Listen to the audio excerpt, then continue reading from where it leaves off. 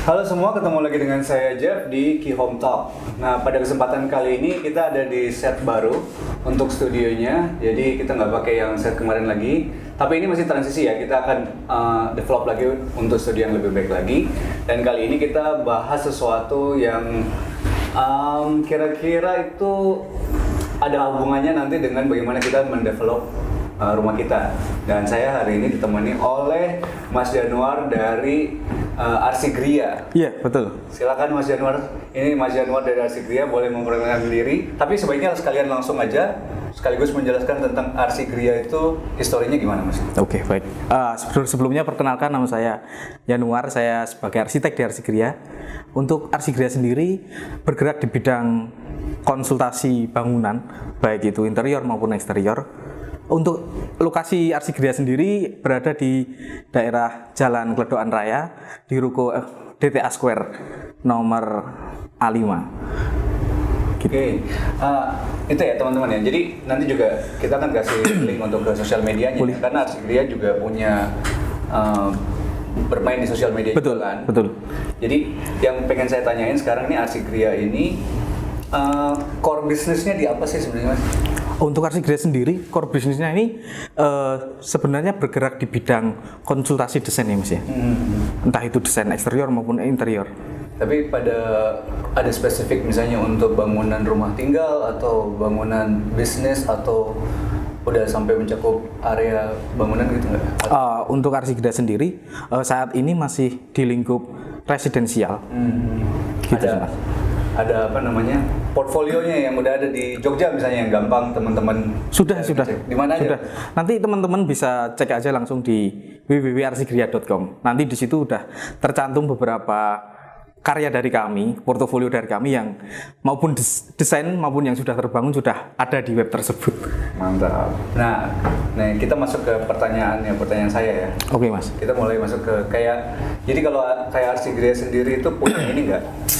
Punya benang merah gaya desain model apa sih yang menjadi spotlight kalau dari Arsigria sendiri? Oke, jadi untuk di Arsigria sendiri sebenarnya konsepnya kita malah mengusung konsep yang modern, tapi kita juga sering juga dapat klien yang minta desainnya yang klasik.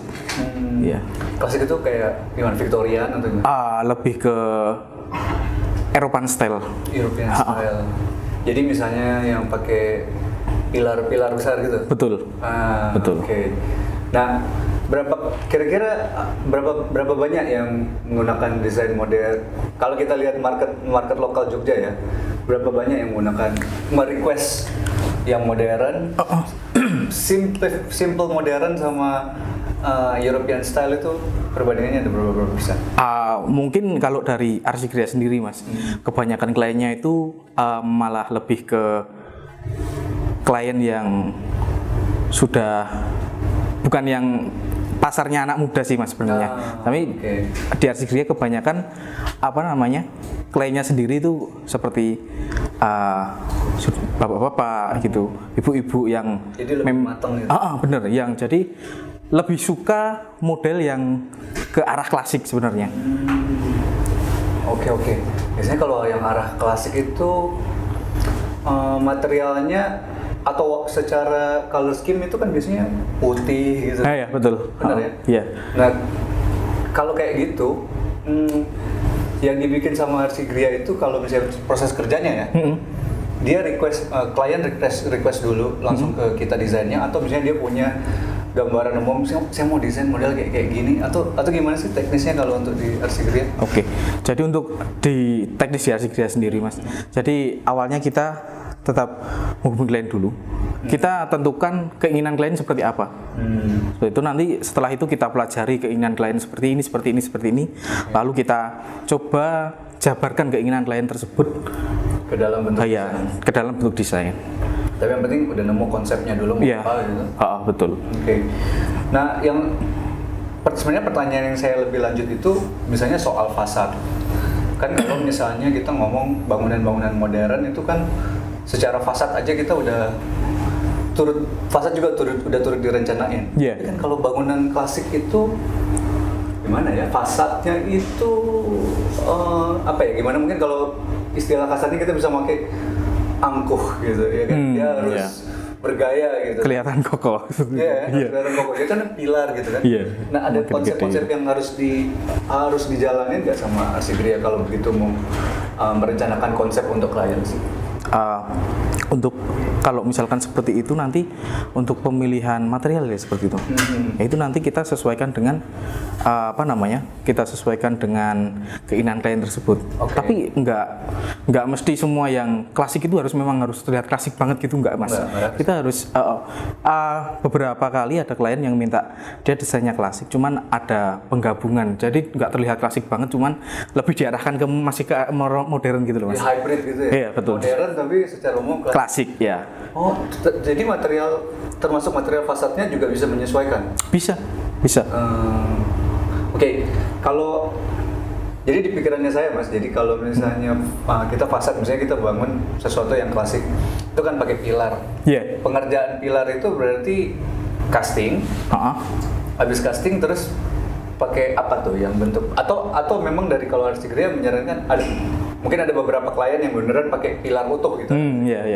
Kalau biasanya di Arsigria sendiri dia untuk bentuk-bentuk yang tadi mas, bentuk-bentuk leko atau tiang yang gede-gede itu biasanya menggunakan bahan material seperti GRC. Jadi model cetak gipsum. Gipsum yang dicetak, iya betul. Yang di casting. Itu ada vendornya di Jogja? Untuk saat ini belum mas. Oh belum ada? Iya. Jadi kebetulan kami harus kita harus mesen di pengrajin dulu. Oh itu custom. Iya. Di mana mas kalau customnya itu? Nah itu untuk customnya sendiri kita biasanya menyodorkan gambar, menyodorkan detail-detail seperti apa. Nanti kita sodorkan ke pengrajinnya tersebut. Tapi masih daerah Jogja berarti? Masih di daerah Jogja masih ya. Oke.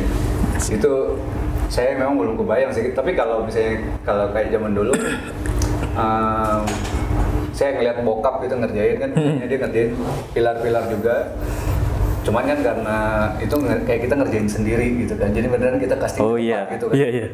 Dan itu juga kadang-kadang mungkin karena belum kayak sekarang udah ada teknologi yang pakai misalnya material yang lebih enak untuk dikerjakan, misalnya GRC gitu. Zaman dulu kan beneran masih konkret cetak, dan dari konkret cetak beneran.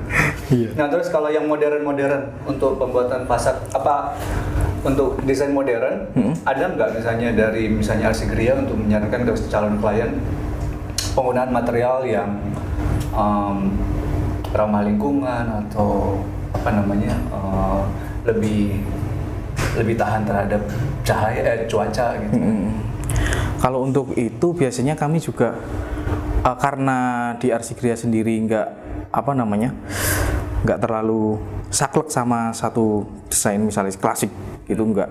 Kita biasanya juga keinginan klien, misalkan klien menginginkan desain yang modern ataupun Skandinavian ataupun industrialis, Japanis, itu masih bisa kita handle sebenarnya mas biasanya. Biasanya tetap kita handle itu, dan untuk material yang kita sodorkan ke klien, nah itu nanti biasanya kita pilih yang memang grade-nya bagus sih mas. Sebaik mungkin ya. Tapi menyesuaikan budget. Iya betul. Terbaik dari yang bisa dia capai budget ya. Iya. Nah ini lanjutannya pertanyaannya soalnya ke arah passive house mas Januar. Jadi kan kalau di kehidupan modern sekarang kan kita udah mulai, ya sebagian yang anak-anak muda ya udah mulai punya kesadaran tentang bagaimana menciptakan hunian yang hemat energi, betul. Terus berkelanjutan, itu sustain gitu kan. Bahkan ada yang self sustain atau bahkan lebih gila lagi off grid gitu. Ya kan. Nah kalau dari Arsigria sendiri ada nggak yang misalnya ya setidaknya mendekati gitu untuk klien-kliennya? Iya, ngomong-ngomong tentang passive house ya. Iya, passive house itu kan sebenarnya ciri-ciri itu juga bisa digambarkan, ciri-ciri passive house terutama. Ciri-ciri passive house itu bisa penggunaan jendela-jendela yang besar itu mas. Nah itu kan sehingga cahaya matahari Bukaannya lebih baik. betul, cahaya matahari itu bisa langsung masuk ke area ruangan secara maksimal gitu mas. Jadi kalau dari segi penerangan sendiri nanti, karena rumah itu masuk rumah passive house ya, berarti kalau siang itu kita tidak usah menggunakan sumber cahaya lain seperti lampu gitu kan juga bisa menghemat biaya listrik terutama ya mas ya.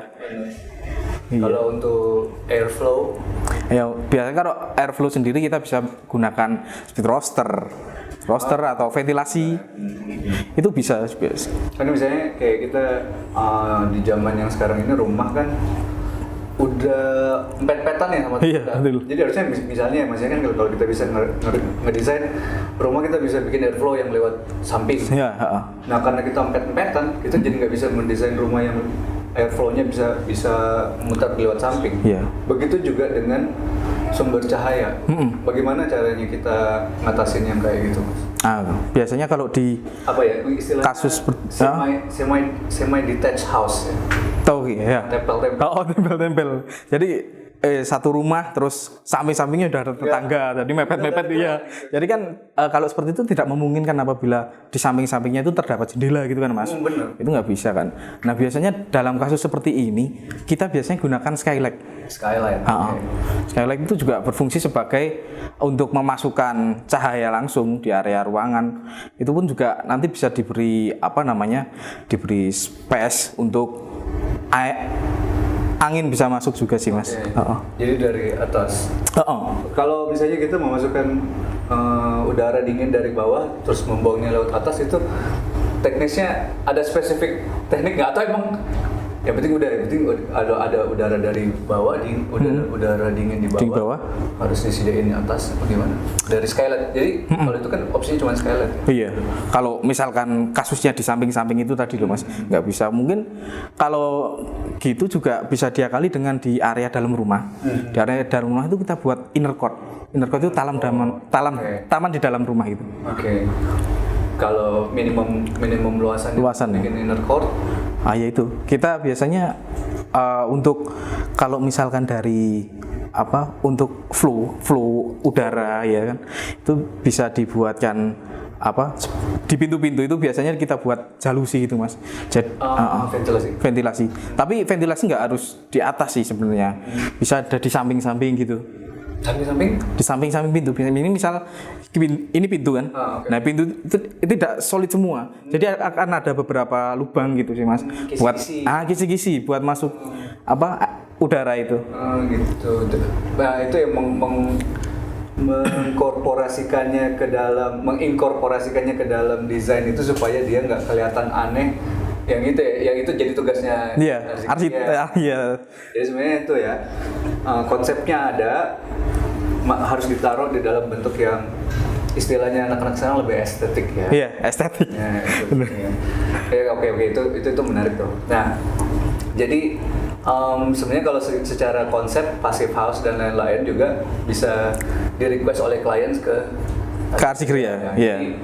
Jadi teman-teman misalnya ada banyak pertanyaan soal bagaimana menjalankan airflow yang baik, bagaimana mendapatkan natural light yang baik, juga bisa dikonsultasikan dengan Arsigria pada saat membangun. Mungkin teman-teman punya desain kasar yang kayak apa, Skandinavian atau bisa Japani, gitu bisa dikonsultasikan. Pertanyaan selanjutnya yaitu saya pengen tahu soal preferensi dari Mas Januar sendiri untuk misalnya menentukan tempat pembelian material atau bahkan sampai ke material yang spesifik untuk klien. Ada preferensinya yang khusus nggak? Oh ya, jadi untuk preferensi pemilihan material kita ke klien, biasanya dari Arsigria sendiri, itu biasanya kita membawa sampel material itu mas, sampel material biar si klien juga bisa melihat langsung, bisa meraba langsung. Nah itu kan nanti bisa untuk meyakinkan klien itu ketika kita ingin menggunakan material yang seperti ini gitu. Untuk biasanya kita arahkan ke ke penyedia material yang cukup yang cukup lengkap sih mas biasanya. Pilihannya banyak gitu. Jadi mungkin akan Soalnya ada beberapa penyedia seperti itu yang ketika kita ingin mencari bahan ini itu tuh biasanya kadang kosong atau bahkan nggak ada gitu. Biasanya ada yang seperti itu sih, Mas. Iya. Tapi mungkin kalau kayak gitu memang itu kayaknya opsi yang bagus kalau ke Qhomart, karena Qhomart itu tagline-nya pasti lengkap soalnya. Oh iya, kebetulan sekali. Pasti lengkap. Qhomart. Ya, tapi ya kita lanjut lagi ya. Berarti kalau dengan konsep yang tadi itu, berarti itu terima kliennya di kantor. Kita biasanya menyesuaikan klien apabila klien kita berada di luar kota. Kan banyak sih sebenarnya klien kita yang di luar Jogja terutama. Nah, itu biasanya kita sambangi ke daerahnya sih, Mas. Iya, iya betul. Biasanya bisa juga kalau misalnya langsung datang ke toko gitu, ke Qhome misalnya, datang ke Qhome terus langsung lihat material. Misalnya kita ngomong soal lantai ya, material lantai bisa langsung di sini kan, bisa langsung lihat sini, banyak pilihan gitu. Bisa, Mas. Biasanya kalau untuk itu kita arahkan aja ketika di kantor si klien minta material yang seperti ini, tapi di kantor nggak ada, ya kita biasanya langsung arahkan ke Qhome. Jadi dia langsung biar jalan ke sini, lihat contohnya. Lihat contoh atau bisa meraba teksturnya seperti itu. Apalagi kantornya sama sini deket ya? Deket, Mas. Mungkin cuman 5 menit sampai. 5 menit. Tinggal ngesot doang nyampe. Ngesot sampai. Dari saya tuh pertanyaannya udah selesai, tapi tadi kebetulan kita dapat pertanyaan dari live dari viewersnya Arsigria ya. Mungkin gimana tadi pertanyaannya? Tolong.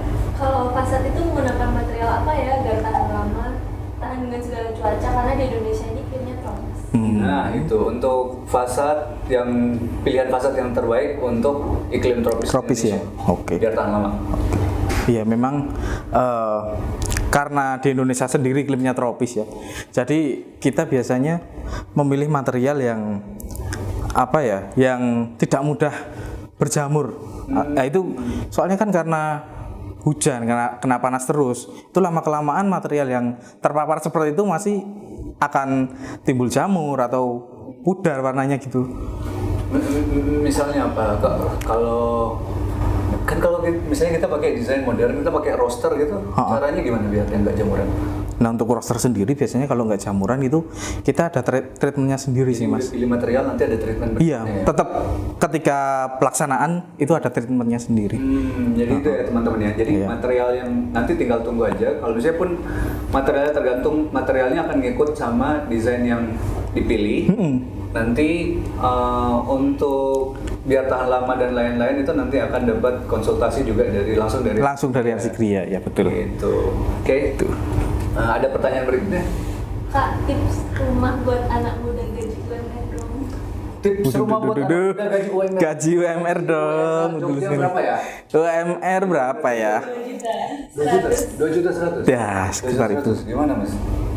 Oke, kalau masuk ke seperti itu mungkin pembiayaan nih masalahnya. Itu masuk ke budget ya, Mas ya.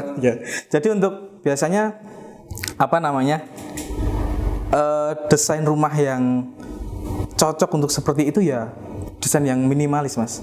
Iya, jadi memang tidak terlalu banyak ornamen, tidak terlalu banyak perawatan gitu. Mungkin kita bisa arahkan nanti ke desain yang modern minimalis tanpa banyak aksesoris itu loh, Mas. Itu sih biasanya. Oke, jadi kita misalnya contoh untuk bangunan tipe paling kecil berapa? 28. Misalnya 28 kan soalnya kan 21 juga ada sih, Mas. 21 ada. 21 satu kamar berarti. Iya. Udah kayak apartemen ya? Iya. Kalau misalnya kita misalnya 28 ya. Ya kita pakai 28. Ya namanya kita ini kan asumsinya kita menggunakan UMR. Ya. Desain yang spesifik misalnya modern, minimalis, pagar. Oke. Kalau pagar, dari pagar misalnya dapat pagar nggak, Mas? Kalau gitu biasanya sih Enggak, tanpa pagar sih mas. Tanpa pagar, ya susah ya. Iya, soalnya untuk segi apa namanya dari segi lahan pun juga terbatas kan kalau seperti ini ya. Jadi di tipe 28 akan kemungkinan susah. Tapi kalau 36 masih bisa ya. Oh masih bisa 36. 36 masih bisa. 36 itu biasanya udah dapat 2 kamar. Tapi kalau gitu mending beli yang udah jadi. Kalau dengan requirement-nya tadi mending beli yang udah jadi apa beli dari membangun dari scratch? Itu lebih ke pribadi sih mas sebenarnya. Kalau misalkan kita ngomong tentang pasangan muda ya, pasangan muda sendiri itu kalau menurut saya kebanyakan pengen desain yang sesuai dengan pemikirannya. Gitu sih mas. Sulit nih. Iya. Anak muda kan macam-macam. Iya macam-macam harus. Apalagi anak muda sekarang kan pengen terlihat. Iya, kalau anak muda yang sering main estetik yang Fashion Week gimana mas? Waduh. Kita nggak tahu. Jadi misalnya tadi untuk pertanyaannya saya coba simpulin berarti menggunakan desain yang seminimal mungkin. Untuk warna?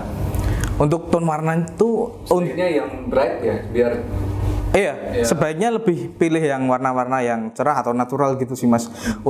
Soalnya untuk warna-warna yang natural tersebut bisa membuat misalkan ruangannya sempit, dengan penggunaan warna yang natural gitu bisa lebih kelihatan lega, kelihatan luas gitu. Itu tipsnya. Iya, tipsnya seperti itu. Jadi kalau tadi memang agak susah kalau kita bahas pembiayaan ya, tapi untuk mengakali yang teman-teman udah punya ya paling salah satu teknisnya itu. Atau mungkin pembuatan dimensi seperti ini juga bisa kan?